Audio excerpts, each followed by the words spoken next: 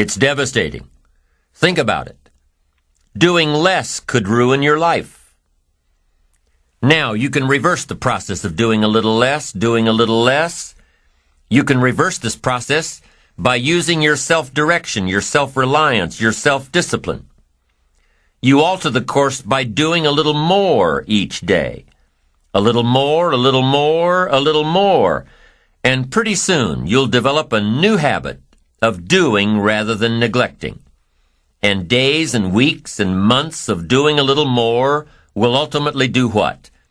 It'll increase your confidence and your courage and your creativity and your self-worth. In the end, it's how we feel about ourselves that provides us with the increased courage and creativity for self-enterprise. It's how we feel about ourselves that provides the greatest reward from activity and enterprise. It's not what we get or what we accumulate that makes us valuable. It's what we become that makes us valuable. Success isn't in the having. Success is in the doing. It's the process of doing that brings value. It's the activity that transforms our dreams into reality, that converts ideas into actuality. Self-enterprise is found in the activity, for without activity we'll miss the opportunity. Let me tell you what I think most messes with the mind. I think that simply doing less than you can messes with the mind. It causes all kinds of psychic damage. I think being less than you can be, trying less than you could try, doing it with less enthusiasm than you could do it, messes with the mind. It somehow damages the mind. It damages our self-image. Because here's what I've discovered happens. The minute you turn this around and start extending yourself, you'll see immediate rewards.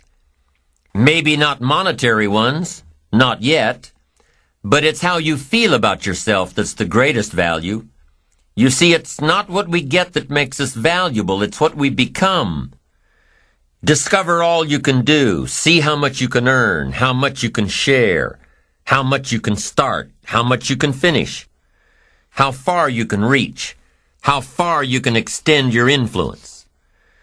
Some people out there would have us believe that positive affirmation is more important than activity. Instead of doing something constructive to change our lives, they would have us repeating slogans and canned affirmations like every day and in every way, I'm getting better and better. Well, getting better and better doesn't just happen from wishful thinking. Getting better and better only happens with the discipline of doing better and better. Discipline is the requirement for progress, and affirmations without discipline are in reality delusions. Now, don't get me wrong here. There's nothing wrong with affirming the good life as long as we are disciplined enough to take action. Affirmations can be effective as long as we remember two very important rules. Number one, we should never allow affirmation to replace action, activity, enterprise. Feeling better is no substitute for doing better. And number two, whatever we choose to affirm must be the truth. If the truth happens to be that we're broke, the best affirmation would be to simply say, I'm broke. Wow, face it, accept it, be responsible for it, and change it. By admitting that you're broke, by saying it out loud, you'll probably be disgusted enough to start the thinking process on how to change it. Anyone saying I'm broke with conviction will most likely be driven from ease into action. Confronting harsh realities has an incredible effect. Confronting the truth and then applying the discipline to express the truth instead of disguising it inevitably leads to positive change. And reality is always the best beginning. You see, within reality lies the possibility to create our own personal miracle. Our own personal miracle, and the power of faith starts with reality. If we can bring ourselves to state the truth about a situation, then, as the saying goes, the truth will set us free. Here's another old saying: faith isn't faith unless it's all you're holding on to.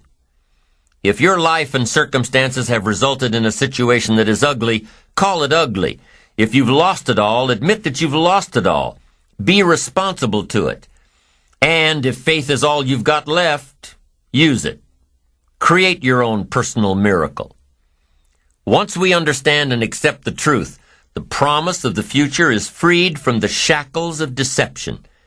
Once we accept the truth, the promise of the future will pull us.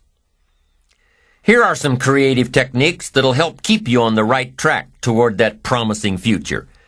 Remember, creativity is the first requirement for self-enterprise. Number 1, think on paper. You can't take a trip to somewhere new without a road map. You can't build a house with the plans in your head. You can't build a company with the business plan in your head. You can't seek venture capital with the financials in your head. But here's what you can do. Put it all on paper. Your roadmap, your blueprints, your business plan, your financial projections. When you put it on paper, you can analyze your path, solve your problems, and isolate what works and what doesn't. You can use this for your life as well. If you're faced with a mental roadblock, put it all down on paper. Like we talked about before, when you put a problem on paper, you take the emotion out of it. With the emotion gone, you can look at the roadblock objectively. You can figure out what you did right, and you can figure out what you did wrong. You can figure out how to change it. So here's what you do. Pick a problem out of your head and pull out a piece of paper. Then draw a line down the middle. On the left-hand side, jot down the problem. Just what is the problem? Write it out. We've got so much going on in our heads that we can't figure things out until we take a piece of it out and put it on paper. What is the problem? This is the problem. State it the best you can. The doctor says, "Oh, you look good. Come and see me in a year." And you say, "No, doc, I'm hurting here." He says, "No, that's negative. Just be positive." No, we've got some negative stuff we need to deal with. So what is the problem? State the problem. Write it down. Now, on the other side of this paper, you put the answers or the solutions. And I've got 3 questions to ask in order to find the answers. And by the way, these 3 questions can be used to solve almost any problem. Here they are. The first question you need to write down is this: what can I do? What can I do? Because you don't want to go any further than that if you can solve it yourself. What can I do? Then what you do is develop working papers. You start jotting down. I could do number 1. I could do number 2. I could do number 3. Here's some alternatives. Then you start analyzing them. Let's see, number 3. No, that one would take too long. I haven't got that much time. Okay, number 2, not sure. Okay, let's look at number 1. Maybe this is my best one, the one I thought of first. Now, if that won't work, here's number 2. What could I read? Maybe there's a book on my problem. Somebody spent a lifetime trying to figure out this problem. Maybe it's written out in concise language somewhere to give you the instant benefit of someone's advice. You don't need to reinvent the wheel. Do your homework and find the solution. And then you start developing some working papers on what you're reading. Book number 1, this guy's crazy. Book number 2, this guy's too shallow. Book number 3, this guy's got some interesting things to say about this problem. I'm telling you, if you want to solve a problem, the best questions to ask are, number 1, what could I do? And number 2, what could I read? Don't miss the book that could help. So I'm asking you, don't sell yourself short here. You can find some answers. Now first, try to find them yourself from your own experience. Then second, if you can't find them yourself, now ask, what could I read? Go to the library. Go to the bookstore. Search your own library. Go back through your own journals to find the stuff that's been helpful and valuable to you. and see if maybe you've made some notes that could be helpful in your situation. Now, if that doesn't work, then ask question number 3. And question number 3 is, who could I ask? Now, guess what you're prepared with when you ask somebody to help you? You've got your working papers to show them. You say, I've got my working papers. I've tried my best to figure it out myself, and that finally left me short. Here are some of the books I've read. I've researched this material, and I'm still short. Now could I possibly ask you, and could you possibly help me? You can't believe how willing somebody will be to help you if, first of all, they've gotten the idea that you were willing to help yourself.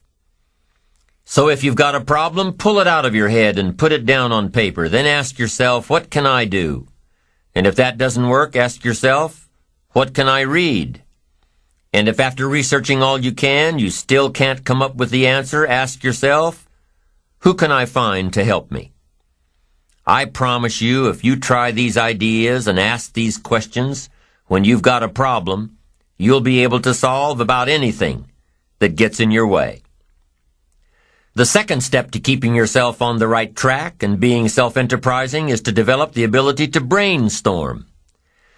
Develop the ability to brainstorm. We hear this term all the time, but what is brainstorming? Just what it sounds like, letting your brain go.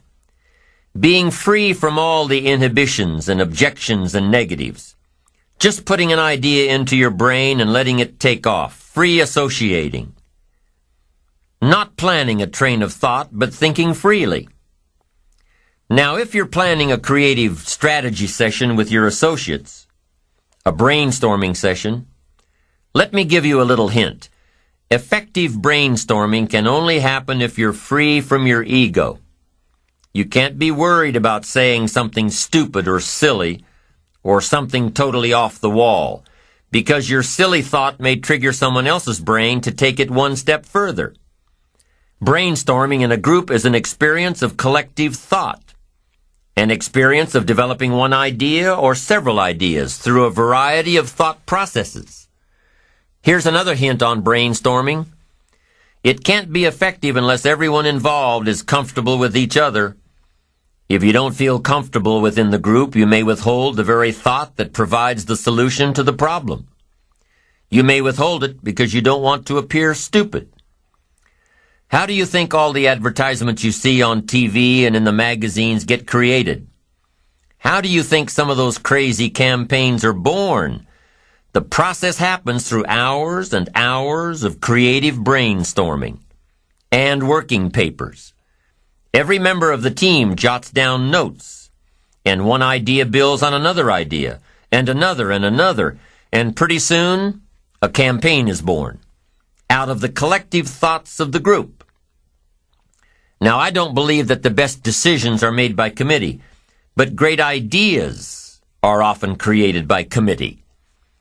That's number 2 to keeping on the track of self-enterprise. Finding answers through brainstorming, whether you're letting your brain go by itself or whether you're part of a group. Brainstorming can often lead you to solutions. Solutions you'd never have thought of if you'd imposed parameters on your thought process. Here's number 3 for creatively keeping on the track of self-enterprise. And it's really an extension of number 2. Number 3 says, imagine outlandish solutions. Get your brain out of the ruts by considering ideas without considering their practicality. Consider ideas without considering how practical they are. You see, if you allow yourself to think without confinement, you may come across a solution that seems totally inappropriate. But guess what else this type of thinking will do? It'll allow you to open up the process, which will eventually lead to totally appropriate solutions. The 4th creative technique for keeping yourself on the right track to self-enterprise is through flowcharts and doodles and formulas. That's right, doodling. The thing you got in trouble for in grade school is actually quite stimulating to the brain. because the way you think while doodling is quite different than the way you think while creating a flowchart or writing a formula. Your doodles may end up looking like some symbol that will trigger your brain to think of an alternative solution.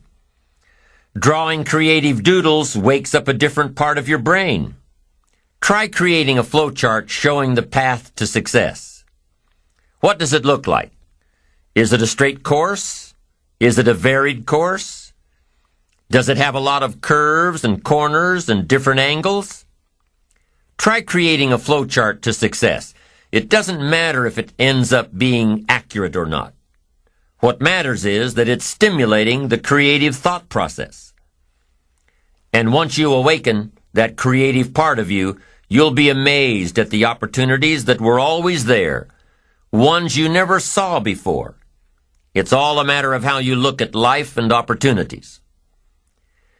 The fifth method of creatively staying on the self-enterprising track is to access the information highway. It's amazing the kind of information that comes across the phone lines these days. With your computer, either your home computer or the one you've got at work, you can go online with hundreds of services. You can access stock quotes. You can access worldwide newspapers. You can do research. You can call up a bulletin board and directly ask questions of other users. You can make new contacts, develop an entirely new network. By taking advantage of the electronic age, you can learn more than you could otherwise learn. Meet people that you'd otherwise never meet. You can find information that your library may not have.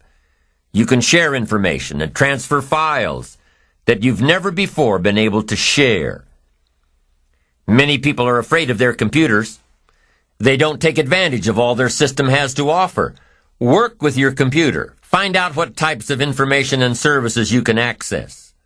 Use it as a new resource, a new specialized resource that's yours for the taking.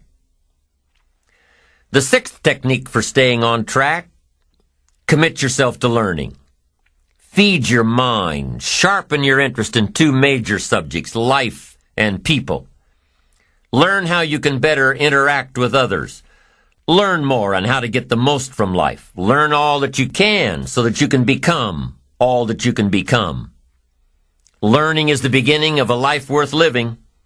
Learning is the beginning of wealth. Learning is the beginning of happiness. Learning is the beginning of health.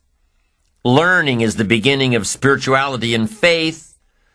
Learning and searching is where the process of creating your own personal miracle begins.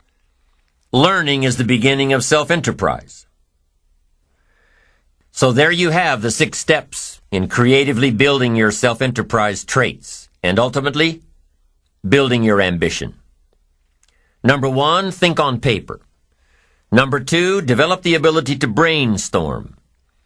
Number 3, imagine outlandish solutions to your challenges.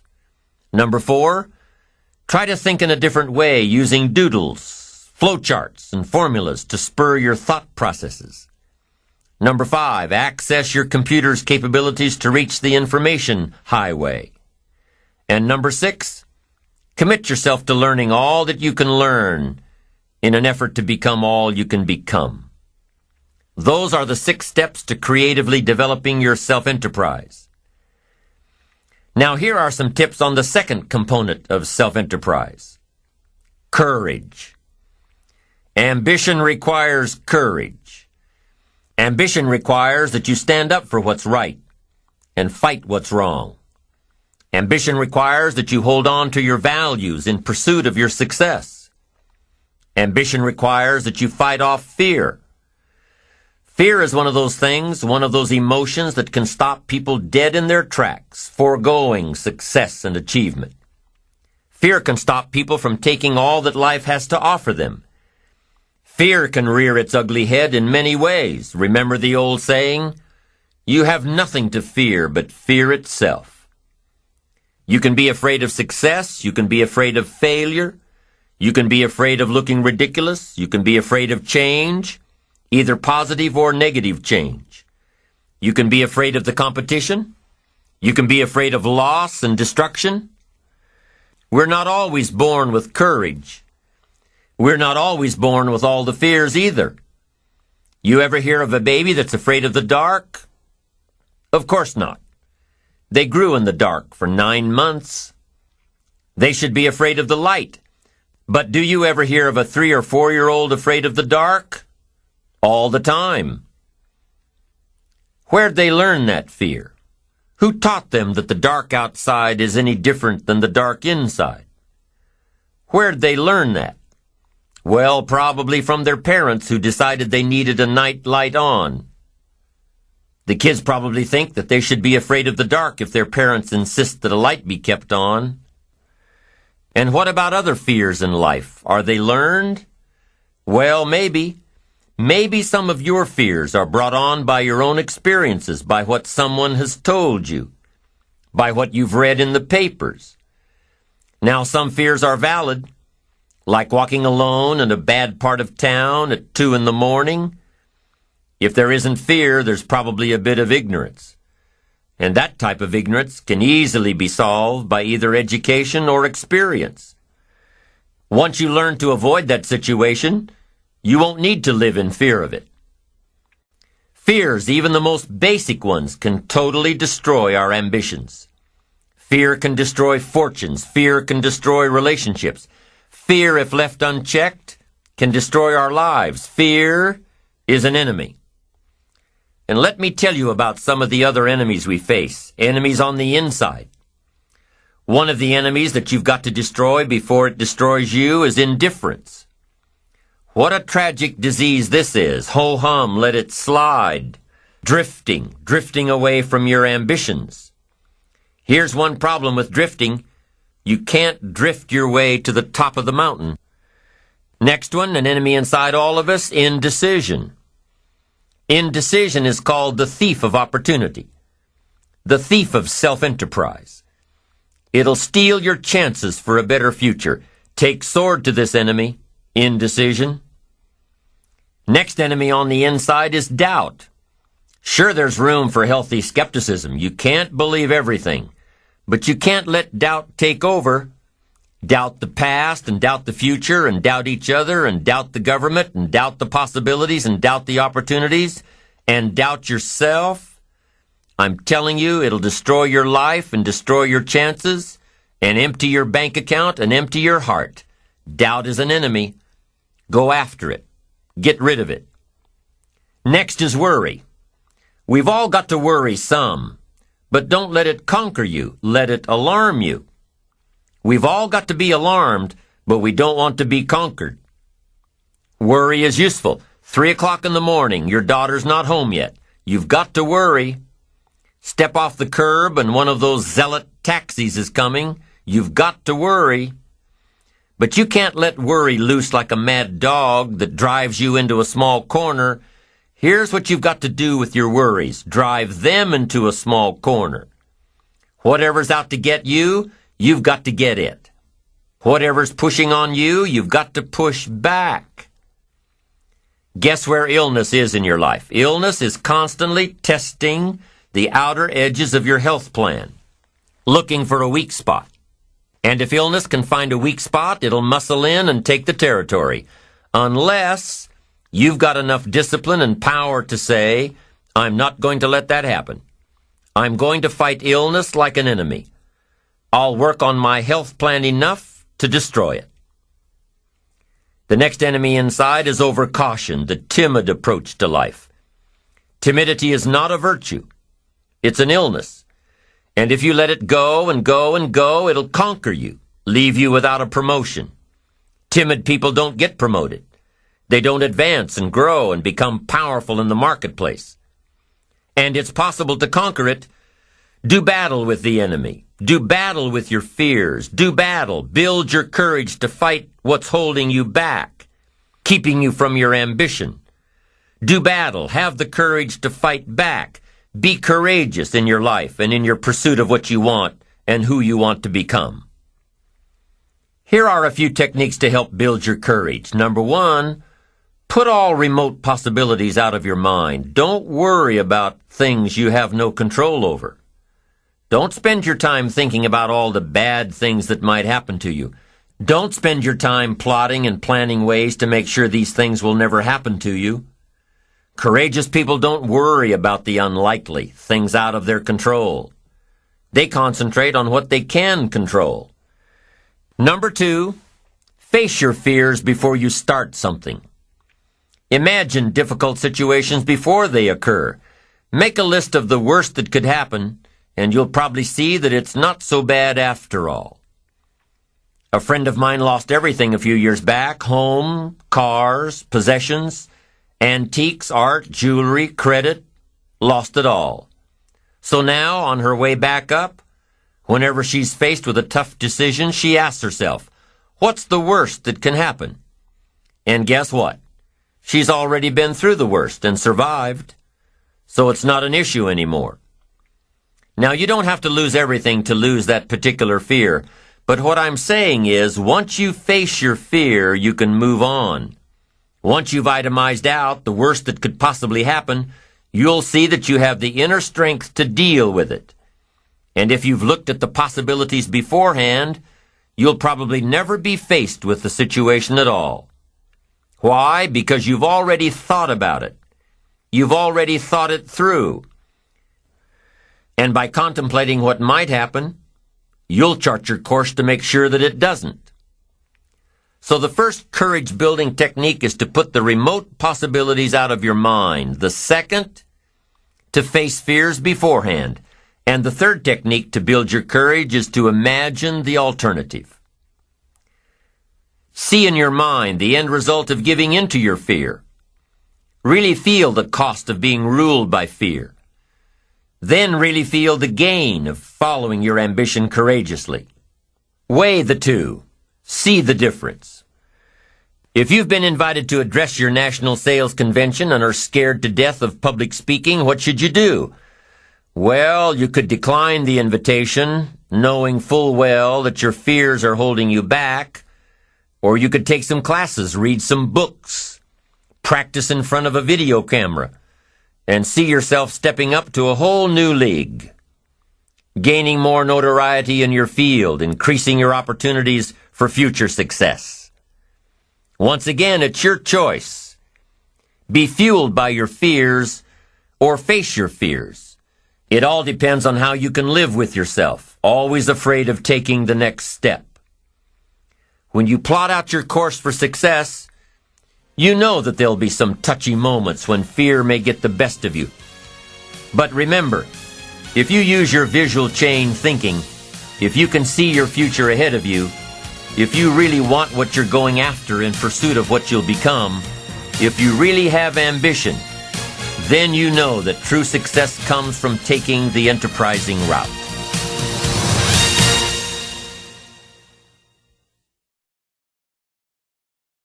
Subscribe to youtube.com/BBB Media for more great videos. Thank you.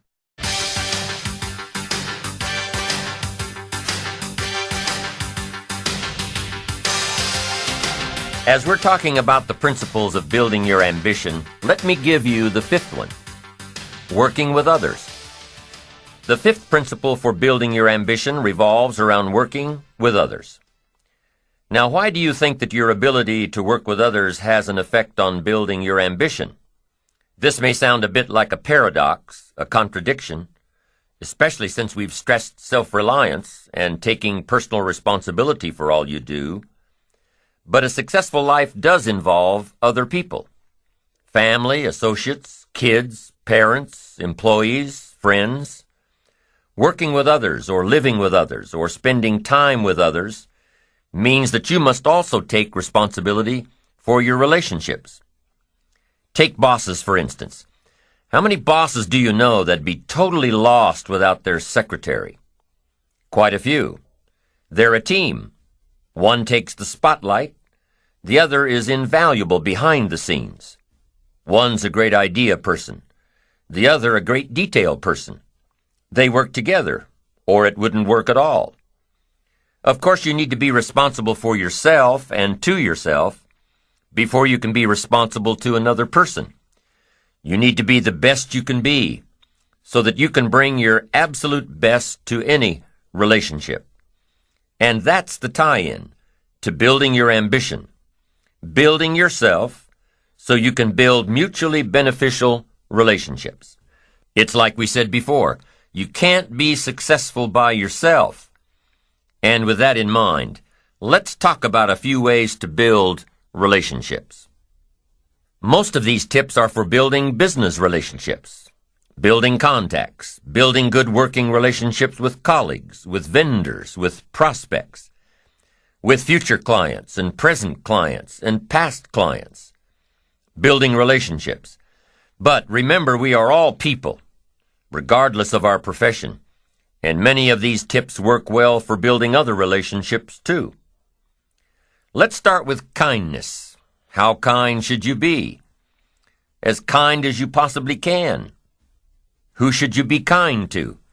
To everyone you come in contact with, from taxi drivers to hotel clerks to waitresses to store clerks, to people on the street and people in your office and people at home.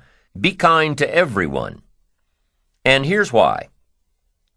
A kind word goes a long way. Somebody's having a bad day and you don't know they're having a bad day, but somebody's really feeling bad and you offer up a kind word. Maybe it's just a friendly, hello, how are you? Maybe it's just taking a minute or two to listen to what somebody has to say. But your few words of kindness or your few minutes of attention could turn somebody's day around, might make them feel more worthwhile, cared for. Be generous with your kindness. It'll go a long way. People will remember, whether you know them or not. If you're in a crowded restaurant and you're especially nice to the waiter, guess what? He'll remember you next time you come in. And then guess what'll happen? You'll get even better service. When you give kindness, it's not gone. It's invested. It'll come back to you 2, 5, 10, 100 times. Kindness, it's so important in every aspect of your life. It's so important in building good relationships with others. Now, here's what else is important. Sensitivity. Being touched by the experiences of others. Being sensitive to others. Understanding the plight of others. Opening up your heart and your mind and your attention to address the needs of others, the people you work with, the people you live with, putting yourself in someone else's shoes, seeing if you can what's going on in their heart. If there's a problem, you've got to be sensitive enough to ask some questions. Not one question, but many questions. Sometimes you won't even get through to the root of the problem until you've gotten 2 or 3 questions deep. Most people won't reveal the problem on the first question. You say, Mary, how are you today? How are things? And she says, well, everything's okay. And you can tell by the way she said it that everything's not okay. And most of us don't want to come right out and say what the real problem is unless 2 criteria are met. Number 1, we're talking to someone we can trust. And number 2, we're talking to someone who really cares. So sometimes it takes that second question, maybe a third, and maybe a fourth, before trust builds. And the person finally understands that you do care. Then they're willing to tell you what's really going on, what's really on their mind. Gosh, that saves so much time, asking questions up front. Did you ever talk for an hour and then ask a question, found out that you just wasted the previous hour? Learn to ask questions that will build the trust and communication between you and those you work with. Learn to express, not impress. If you want to touch somebody, express sincerity from the heart. Impress builds a gulf. Express builds a bridge. Identification. You want to be able to relate your thoughts and philosophies and experiences to someone who'll say, me too. I know what you mean. You don't want their reaction to be, so what? If you're meeting someone for the first time, you're simply getting acquainted, making contact. Here's where you start. Find something you have in common. Find something you can both identify with. Start with where they are before you try taking them where you want them to go. So if you're trying to talk to somebody who's been stricken in the heart, and you've had this experience, you can talk about being stricken in the heart, and it'll mean something. It'll have substance. It'll have depth. And if you start there and then start building the bridge, you have identification. Then you start building rapport. And when you start building a rapport with someone, or when you want to enhance the rapport you have with someone, you need effective communication skills. You'll need the skills that'll help you work better with others to achieve their goals and achieve your goals. You need effective communication skills. Let me give you a few tips on good communication, because to be able to get along well with others, to be able to work well with others, to be able to live well with others, you must be a good communicator. Number one, have something worth saying. Interest, fascination, sensitivity, and knowledge. Number two, now that you've got something worth saying, number two is say it well. And you've got to be able to translate it so it'll benefit someone. You must have a good delivery system for your substance and knowledge and awareness and understanding and experience. Learn to say it well. And here are some clues on saying it well. Number one, sincerity. The best communication occurs when both people are sincere, one sincerely wishing to learn or listen, and the other sincerely wishing to share. Number two in saying it well is repetition. Part of saying it well is simply practicing to say it well. Practice, practice, practice. Part of what I teach in sales training is practice. Practice. You start with something simple, and when you don't know much about what you're doing, practice is even more important. Let's say you're in sales and your presentation's not that good, and you wander around saying, "You wouldn't want to buy this, would you?" I'm telling you, maybe if you say that often enough during the day, somebody might say, "Well, maybe I would. What are you selling?" Now you can't say, "Mind your own business." No, once you've opened the door, you've got to go through it. Here's what happens if you practice in sales. You're bound to make sales. Somebody'll say, "What are you selling?" and you've got to tell them. Maybe they'll want it. You're bound to get better. If you practice, you'll get better. You'll get better at your sales presentation. You'll get better at listening to your prospect. You'll get better at closing the sale. You'll get better at earning a living. Practice is just as valuable as a sale. Because here's what's valuable in sales: the skills. The sale will make you a living. The skills will make you a fortune. So, practice your presentation and your ability to communicate what you know. The people out there who say, "No, I wouldn't care for any," are just as valuable. Why? Because they took the time to let you practice your presentation. And especially when you're just getting started, you might want to pay them to listen to you practice while you stumble around. So, be thankful for the no's. Practice helps you develop skills. Skills make labor more valuable. If you just sell, you can make a living. If you skillfully sell, you can make a fortune. If you just talk, you can hold a family together. If you skillfully talk, you can build dreams and the future. The difference is skill.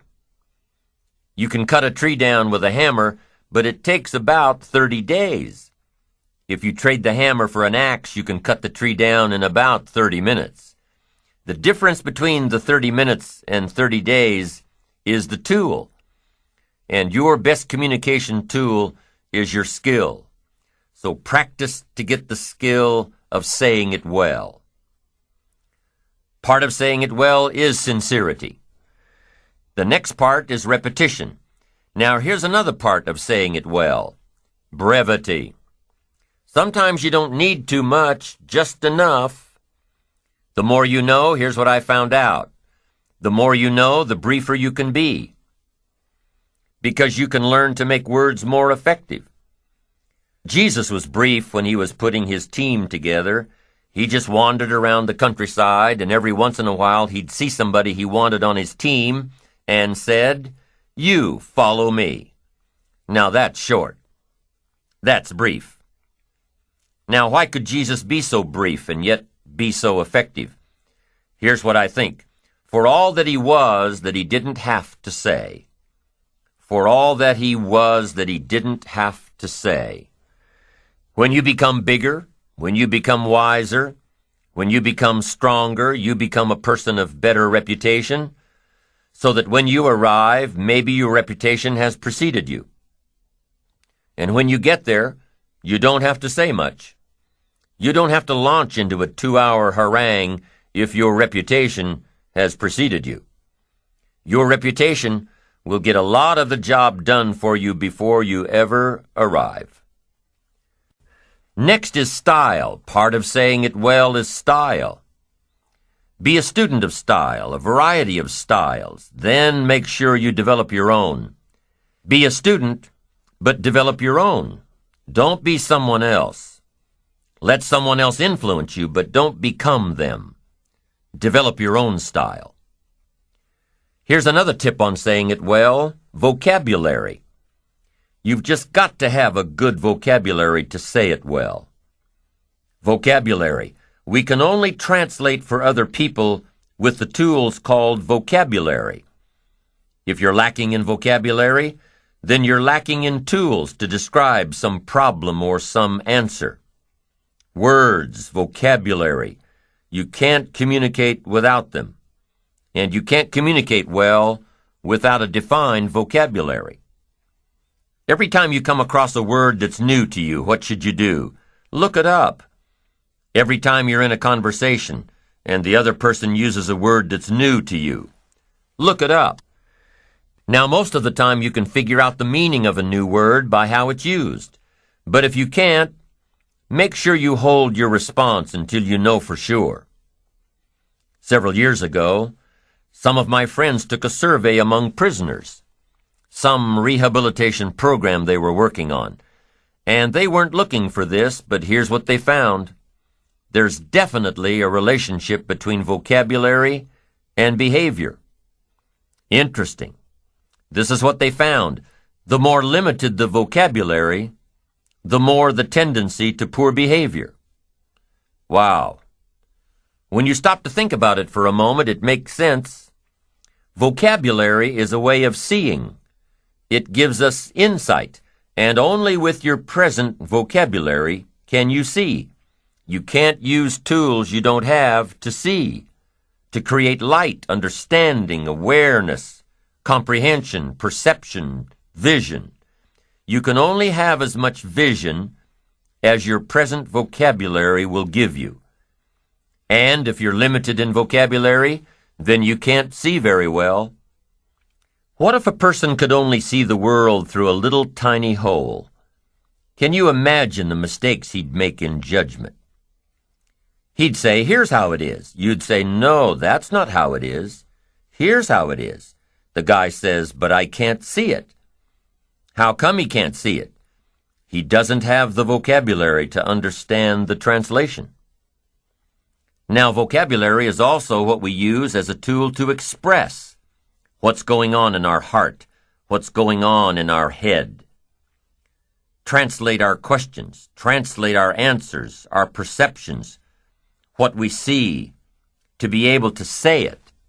And I'm telling you, if you have a limited way of translating and expressing what's going on in your heart and what's going on in your head, you'll fall way behind. So you'd have twin problems without a good vocabulary. Number one, you wouldn't be able to see. Number two, you wouldn't be able to express. And your world would keep getting smaller and smaller and smaller, not having the vision, not having the tools. Finally, you wouldn't need a place much bigger than 10 by 12 to live. Why? That's about as big as some people's world is. That's all they've got, this little narrow world. Making mistakes every day. Why? They can't see. Getting it wrong every day. They can't comprehend. They can't understand. No tools with which to translate.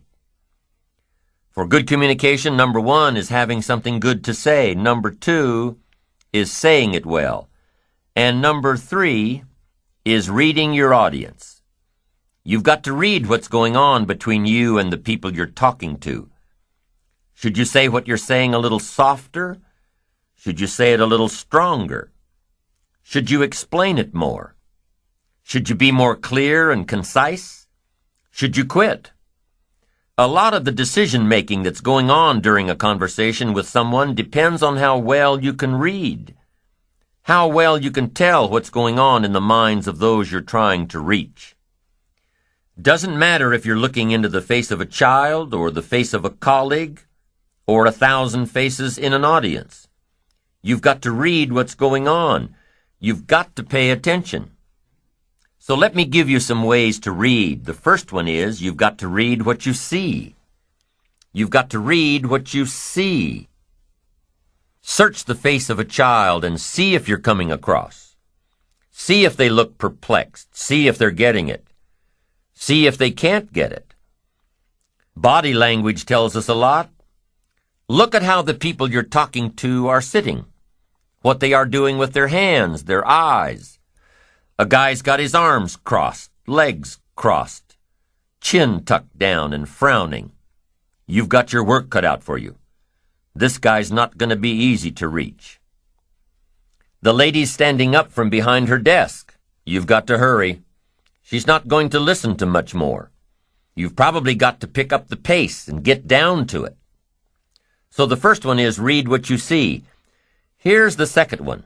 Read what you hear. You've got to be a good listener to be a good communicator. Get some feedback. Listen. To be a good parent, you've got to be a good listener. To talk well, you've got to listen well. That's so valuable. Get the feedback. Now what you hear may help you change gears. Be a little stronger. Be a little softer. Find a different illustration. This one isn't working. Search for another way to say it. Become sensitive to someone else's words, not just by preparing to talk when the other person's through. Listen. Pick up those signals that the feedback of words gives us. Now, here's the third way to read your audience, and that is to read how you feel. Emotional signals. You've got to learn to pick those up. Pick up those feelings. Women just seem to have this part built in. Men can learn it, but women have it. Woman says it doesn't feel right. It just doesn't feel right. Man says, what does that mean? It doesn't feel right. She says it's something. He says something, something. What is this something? She says, I'm telling you, something doesn't feel right. Now, men can learn it, but women have it. Learn to read your emotion. Learn to read what others are feeling so you can adjust your communication, so you can adjust your approach, so you can get your message across, so you can communicate well. Communication, having something to say and saying it well. Communication is one of the key ingredients in being able to work well with others, in being able to build our ambition by working well with others.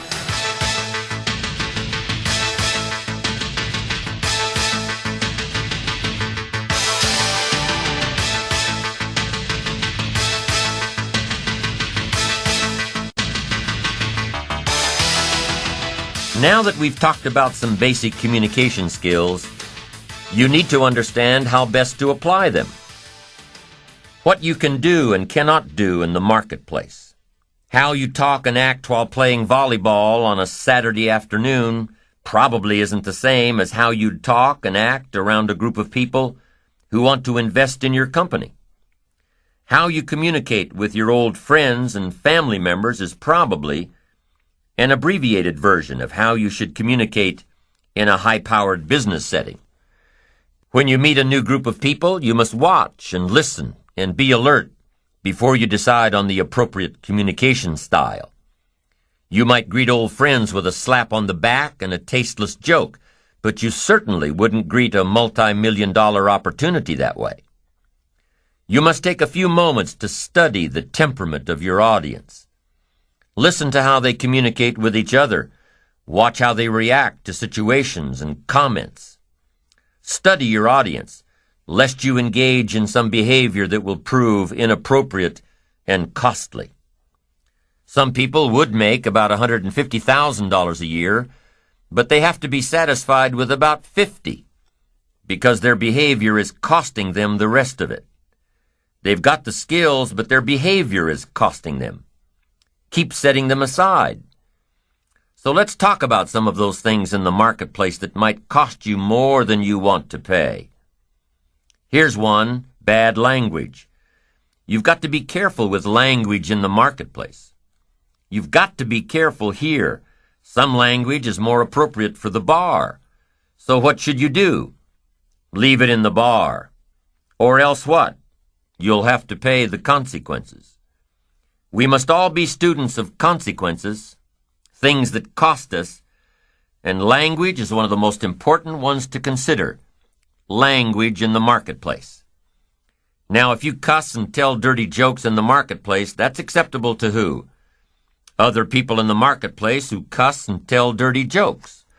You've got no problem with them. Matter of fact, they'll probably enjoy having you around. But if you cuss and tell dirty jokes to those who will be offended, then what?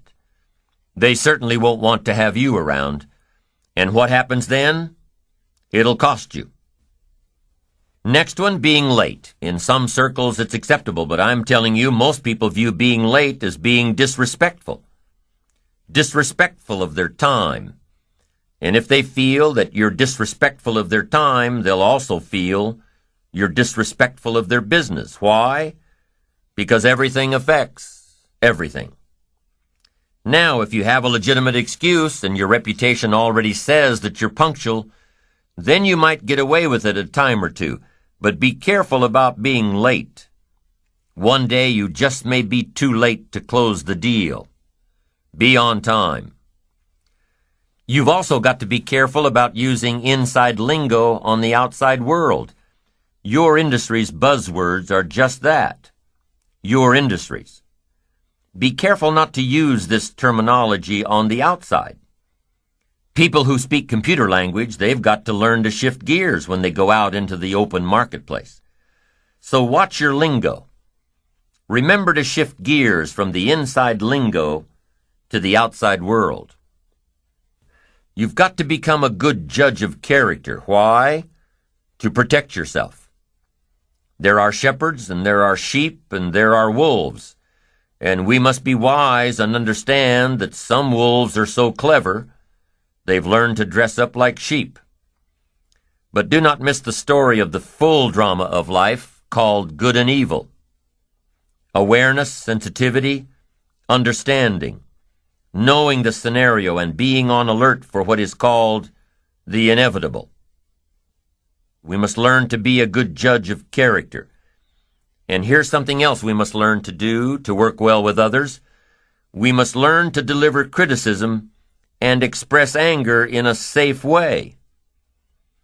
It's inevitable, during the course of working with others, it's inevitable that you'll come across some situation that'll result in anger. Or criticism needs to be handed down. It's just a part of life, that you delegate some responsibility, and through either a lack of good communication or a lack of good listening on the other end, it's inevitable that some situation will get you all hot and bothered. Now, what do you do with your anger? You can't lash out. You can't lash out at your children or your friends or your colleagues. But here's what you can do, and here's what you must do.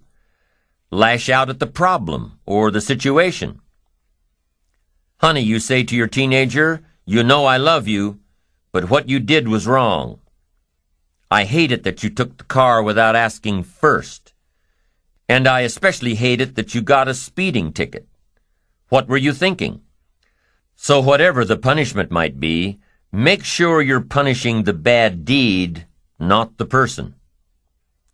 Your assistant ends up sending the contract to the seller instead of the buyer.